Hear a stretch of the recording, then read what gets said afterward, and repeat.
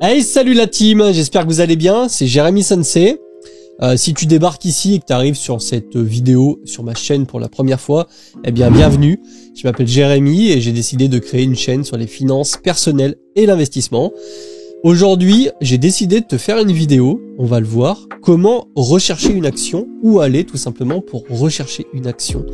Quand tu démarres la bourse, c'est vrai que c'est pas forcément évident, tu sais pas trop où aller, où regarder. Et c'est ce qu'on va voir dans cette vidéo. Mais avant, j'aimerais te dire que tout ce qu'on va voir, c'est un conseil en investissement. Je vais faire des recherches par exemple. En aucun cas, eh bien, c'est des conseils. C'est vraiment tourné sur où est-ce qu'il faut que tu ailles. En tout cas, je te présente des solutions pour faire des recherches d'actions, pour aller sélectionner ces actions. Moi, j'ai été comme toi. Il y a un moment où j'ai été débutant. Je ne savais pas vraiment où est-ce qu'il fallait que je regarde. Et il a fallu que je trouve une solution. Aujourd'hui, j'ai quasiment 10 ans d'ancienneté dans tout ce qui concerne la bourse. Et tu vas voir que eh bien, il y a des solutions qui sont quand même bien plus simples que d'autres. Donc n'hésite pas à rester jusqu'à la fin de la vidéo. Et en plus, il y a un petit bonus, tu verras. Et donc, on va commencer par, je vais te montrer un tableau. Je suis retombé sur un tableau et je me suis dit, tiens, faut que je leur montre. Un tableau que j'ai créé en 2015. J'avais encore la date de modification qui datait de août 2015, qui est un tableau, comme tu peux le voir, avec tout un ensemble de valeurs. Donc là, je te dis pas que je me suis cassé la tête à relever tout ça, puisque j'ai rentré toutes les valeurs à la main, et je vais t'expliquer pourquoi j'ai fait ça. Mais avant toute chose, bien sûr, si tu trouves que le contenu est cool, tu peux t'abonner, c'est gratuit. Parfois on oublie, donc voilà, si jamais tu as une question, la partie commentaire est là. Et si tu as envie d'aller plus loin, il y a aussi une partie membre, un Discord, un Instagram, tout ça. Et donc ce tableau, c'est simple, à l'époque je me suis dit, ok Jérém, t'y connais rien, t'attaques la bourse, t'as pas de mentor, tu sais pas trop dans quoi tu t'embarques. Et afin de pas perdre son capital, parce que c'est vrai que la bourse au début on entend souvent que c'est dangereux, qu'on peut perdre son capital. Et malheureusement, c'est vrai. Si tu t'aventures dans la bourse et que tu fais n'importe quoi, eh bien, tu vas très probablement perdre une partie de ton capital. Maintenant, il y a aujourd'hui beaucoup de solutions qui s'offrent à toi. Il y a pas mal de vidéos qui traitent du sujet. L'histoire des ETF, etc. ETF qui, par exemple, à l'époque, je ne connaissais tout simplement pas.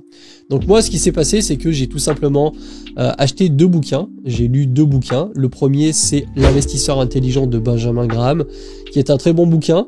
Benjamin Graham, le mentor de Warren Buffett. Donc je te conseille de le lire si jamais tu l'as pas lu. Il est vraiment excellent. Et j'ai lu un deuxième bouquin qui est le livre de Peter Lynch, et si vous en saviez assez pour gagner en bourse. À la suite de ces bouquins, je me suis dit ok, j'ai vraiment les notions les plus basiques qui soient, mais avant de m'engager dans la sélection des sociétés et dans l'achat de sociétés, eh bien ce que je vais faire, c'est que je vais essayer de me créer une méthode qui n'a rien de miraculeuse, mais bon, il faut bien attaquer quelque part. Et la méthode a été tout simplement d'éplucher les 120 sociétés du SBF 120 et de renseigner, en tout cas de classer certaines valeurs, comme tu peux le voir, notamment le chiffre d'affaires, le résultat net, la capitalisation, le price earning ratio, le rendement en pourcentage, le dividende, voir si le dividende augmente ou pas, le bénéfice net par action, les fonds propres disponibles, la dette sur fonds propres, et ensuite j'avais noté 2 ratios qui permettent un petit peu de savoir si une société est surévaluée ou sous-évaluée. Le ratio de Lynch et de Graham, alors je suis désolé, je me souviens plus exactement comment ça se calcule, mais à l'époque je l'avais fait, parce qu'aujourd'hui j'utilise d'autres solutions, comme tu vas pouvoir le voir après, qui sont bien plus efficaces. Et j'avais noté le cours actuel de la société, et le PRU qui est en réalité pas le PRU, parce que le PRU c'est le price, le prix de revient unitaire, qui est tout simplement le prix au cours de l'action. Là c'était plutôt un PRU projeté par rapport à des méthodes miraculeuses de l'époque que je m'étais fixé, et notamment le pourcentage de marge d'augmentation. Et suite à ça, eh bien j'avais classé ça, en tout cas j'avais marqué J'avais colorié en vert tout ce qui était plutôt bon, comme par exemple les rendements évolutifs ou alors le dividende évolutif. Tout ce qui était en rouge, bah justement ce qui était pas très bon. Et j'avais essayé comme ça de me faire une petite méthode personnelle pour sélectionner des actions. Alors il s'avère que pendant les 5 premières années de ma vie d'investisseur boursier, j'ai fait du stock picking. Ce qu'on appelle du stock picking, c'est la sélection d'actions individuelles en portefeuille. Et j'ai pas eu des performances exceptionnelles par rapport à la décennie qui, je le rappelle, a été vraiment une très très bonne décennie pour la bourse, voire une des meilleures. J'ai eu quelque chose comme 20-25% de performance sur de 2015, de été 2015 jusqu'à à peu près milieu d'année 2019, fin d'année 2019. Et donc, comment j'ai fait tout simplement pour aller chercher ces données, ces valeurs? Parce que si tu es sur cette vidéo, c'est que toi aussi tu t'es posé la question. J'ai principalement utilisé 2 sites. Le premier étant Les Échos Investir. Les Échos Investir, donc investir.leséchos.fr, qui est un site que je consulte, on va dire un peu tous les jours. C'est vraiment de l'actualité financière, savoir en deux temps, 3 mouvements où en sont les marchés dans la journée. Et à cette époque-là, ce que j'ai fait, eh bien, c'est que j'étais allé dans la recherche du SBF 120, où tout simplement tu peux faire une recherche par action si l'envie t'en prend. Mais si on revient dessus, on peut voir que, par exemple, si on clique sur 440, on va aller dans la composition du 440. Là, tu peux voir que, par exemple, tu as l'intégralité, enfin, tu as les 40 sociétés du coup du 440. Et si tu cliques sur une des sociétés, par exemple Air Liquide, la première, tu vas avoir bien sûr les graphiques du cours, des statistiques, des données de la société de manière ultra rapide. Et si tu cliques sur société, tu vas avoir des données un petit peu plus poussées.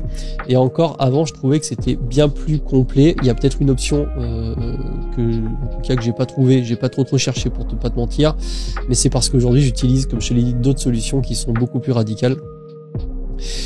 Et sur les Échos Investir, tu as quand même quelques notions de recommandations, même s'il faut pas forcément tout le temps suivre les recommandations. Maintenant, c'est vrai que ce sont quand même des professionnels. Donc au début, ils en savent normalement plus que toi. Mais encore une fois, c'est pas parce que tu connais rien que tu vas forcément sous-performer ou avoir des performances négatives. Aujourd'hui, comme je te l'ai dit, on a quand même 2-3 notions, notamment les vidéos YouTube, les chaînes comme par exemple celle-ci, où je te donne des notions de base qui te permettent d'éviter certaines erreurs. Donc ça, c'est le premier site sur lequel j'ai fait mes recherches. Tu as également Yahoo Finance, qui est très bien pour avoir tout un ensemble de données. Donc là, si on se replace sur Air Liquide, eh bien, on peut voir que on a une interface qui est un peu différente, mais normalement, et je l'espère, les données sont les mêmes, où on va pouvoir directement aller, par exemple, dans les éléments financiers, et là, tu vas avoir tout un ensemble de métriques de données, comme le chiffre d'affaires en fonction des années, le coût des ventes, le bénéfice brut, les charges d'intérêt, etc., bénéfice net, BNPA, etc. Tu as vraiment toutes les données d'entreprise. Je te conseille de te renseigner qu'est-ce que le bénéfice net par action, qu'est-ce qu'un dividende. C'est vrai que ça paraît tellement logique à l'heure d'aujourd'hui, mais il y a forcément une époque où un dividende, je ne savais pas ce que c'était. Et tu vas pouvoir faire tes analyses et essayer d'en déduire si une société est plutôt profitable, si elle est sous-cotée ou pas. Alors je te cache pas que c'est compliqué à faire, même si avec le temps l'expérience va t'aider. Maintenant, au début, il n'y a pas de baguette magique qui nous dit telle société sous-cotée, telle société surcotée. On a bien sûr des indices qui permettent de le savoir, mais encore une fois, en bourse, il y a un aspect psychologique qui rentre en compte, et des fois, même une société qui est bien surcotée, comme ça, d'exemple, je te dirais Tesla passe un moment, eh bien, les gens investissent parce qu'il y a un gros phénomène psychologique qui rentre en ligne de compte, et il faut pas le sous-estimer. C'est pour ça que c'est assez compliqué, même si il y a quand même des données qui nous font penser fortement qu'une société est sous-cotée, et qu'à terme, eh bien, son cours devrait monter. Encore faut-il que le marché s'en rende compte. Parfois, tu vas investir dans des sociétés qui te paraissent sous-cotées et en fait, ça va rester comme ça pendant 5 ans. Il va rien se passer parce que tout simplement, le marché n'a pas compris. Et moi, c'est ce que j'ai essayé de faire au début. C'est pour ça que je t'ai présenté le tableau, ce fameux tableau, où j'avais marqué quand même pas mal de valeurs. Et le truc marrant, c'est que par exemple, si on prend la première des valeurs vertes qui était As System, je l'avais mis en vert ici parce que j'estimais que il y avait notamment les deux ratios, le ratio de Lynch et le ratio de Graham que j'avais calculé à la suite des lectures des bouquins, eh bien ils étaient tout simplement au vert, 2,25 et 2,24. Donc j'en ai déduit que la société était certainement sous-cotée. Et à l'heure où j'ai fait ce fichier, donc c'est-à-dire en août 2015, As System était à 17,66 € l'action. Là, si on fait un petit check de la société, ça me donne rien, mais oui, c'est parce que j'ai fait une erreur. C'est As System. Hop, voilà, sur le Run Expiry. Eh bien, on peut voir que la société est actuellement à un de ses plus hauts. Si on se met sur le max, faut voir, 10 ans. Ouais, c'est ça. À 45 €. Donc, on est 3 fois plus haut que ce que j'avais noté dans mon tableau. Donc, si j'avais pris cette société à l'époque et que je l'avais gardée, je serais à 300%, quelque chose comme ça. Maintenant, je peux pas te dire si tout a marché. Il faudrait que je fasse une reprise complète de tout ce qui se passe là pour savoir un peu si mes choix étaient le bon. C'est pas forcément hyper important puisque aujourd'hui, si jamais t'as pas suivi le PEA, parce que j'ai fait des vidéos et je fais toujours des vidéos mensuelles sur le suivi du PEA, j'ai une stratégie ETF et je prends une ou deux actions à côté quand j'estime vraiment, enfin en tout cas quand j'ai de très fortes convictions sur celle-ci pour essayer de doper la performance. Donc ça c'était au début quand j'ai attaqué la bourse.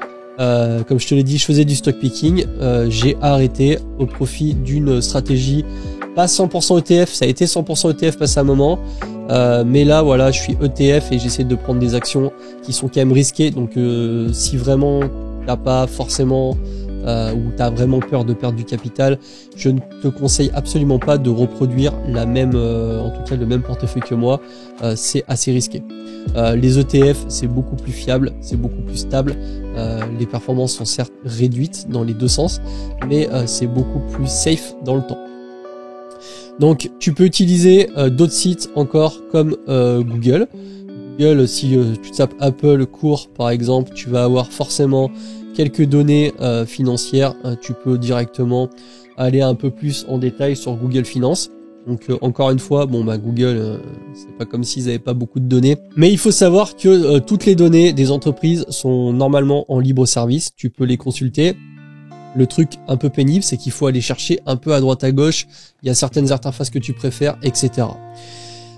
Et sinon, bien sûr, tu as des solutions qui sont beaucoup plus pointues, qui sont beaucoup plus adaptées, mais qui malheureusement vont vite être payantes. Première solution, ça sera quelque chose qui n'est destiné qu'aux personnes qui sont vraiment avancées, qui s'appelle un terminal Bloomberg. Donc autant te dire que ça, j'en ai pas du tout chez moi. Je te le montre parce qu'on est dans la, on est dans la thématique. Un terminal Bloomberg, ça va être un ordinateur de ce style-là. Je vais peut-être mettre ça en grand écran que tu puisses un peu avoir. Ça a un truc comme ça. T'as déjà dû voir ça sur certains YouTubers un peu hype, comme Yann Darwin qui en a un et qui en utilise un. Maintenant, ça c'est des solutions, des outils qui coûtent quand même vraiment cher. Là-dessus, on est quelque chose sur 25 ou 30 000 $ à l'année pour pouvoir avoir un terminal Bloomberg à la maison. Donc, tu as bien compris que fallait déjà rentrer pas mal d'argent et être quand même sur un niveau assez avancé. Et tu as d'autres solutions intermédiaires, comme par exemple une solution que j'utilise depuis quelques temps qui s'appelle Value Investing Screener. Donc c'est une solution qui a son prix mine de rien. On est sur une licence à vie de 995 €. C'est pas donné, ça j'en suis conscient. Maintenant c'est un logiciel qui est quand même ultra pratique, qui te permet de faire des recherches spécifiques et qui te fournit un petit peu toutes les métriques sous forme de... Enfin bref, on va faire une recherche. Je pense que, comme on dit, une image vaut 1000 mots. Admettons, toi, tu cherches une entreprise. Là, tu as la version simplifiée et je vais te montrer après la version avancée de la recherche. Tu peux faire une recherche directement avec des critères de sélection une recherche par pays, parce que Value Investing, ça scanne sur l'intégralité des places financières, une recherche par secteur, une recherche par capitalisation, small cap, mid cap, large cap. Admettons, là tout de suite comme ça, on se dit, moi je veux une société qui verse des dividendes en croissance et de manière continue, avec une très bonne profitabilité, une très bonne croissance, une valorisation qui est pas trop mal, un bilan qui est pas trop mal. Comme ça, on fait juste un check, hein, c'est vraiment pour l'exemple. Et bien là, ça va te sortir toutes les sociétés. Donc là, on voit qu'il y a 55 sociétés qui sortent avec les places boursières, le pays de référence. Et par exemple, on va cliquer sur Monaco. Tiens, c'est marrant, Monaco. Hop, clique dessus. Et le logiciel t'offre du coup les données d'entreprise sous forme graphique, qui est très joli à l'œil. Ça fonctionne très très bien. Où tu vas avoir instantanément un petit diagramme qui nous donne un petit peu les infos essentielles, et ensuite tu as quand même des onglets. En descendant, tu vas directement sur les onglets, mais tu peux aussi choisir en cliquant directement ici. Tu vas avoir des études de valorisation suivant des critères qui te donnent une idée. C'est pas forcément du 100% fiable. C'est pas parce que le logiciel te dit que la société est vraiment sous-évaluée qu'elle l'est systématiquement, et qu'en l'achetant maintenant, dans 6 mois, tu fais du 50%. Maintenant, on a quand même affaire à quelque chose de relativement sérieux. Et tu as des diagrammes très bien construits, comme par exemple le price earning ratio, où tu vas avoir le price earning ratio de l'entreprise qui est à 7,3 alors que c'est l'inverse. L'entreprise qui est à 16,44 alors que le secteur industrie dans lequel se trouve la boîte est plutôt à 7,28. Donc là, on est en présence d'une société avec un PER qui est un petit peu supérieur à celui de son marché. Tu as des toolkits qui te permettent de savoir à quoi correspond un petit peu les différents trucs. Par exemple, le price to sell. Qu'est-ce que c'est? Ratio d'évolution mettant en rapport la capitalisation. Bref, tu as quand même pas mal de choses et c'est très très bien présenté. Tu as des études de croissance sous forme de graphique, où bien sûr tu vas te retrouver avec le chiffre d'affaires, le résultat brut, le résultat net, et c'est assez visible à l'œil. Tu as tout ce qui va être les croissances du BNPA, des dividendes, les flux de trésorerie. Tu as quand même vraiment beaucoup d'indicateurs qui sont ultra lisibles. C'est très très bien fait.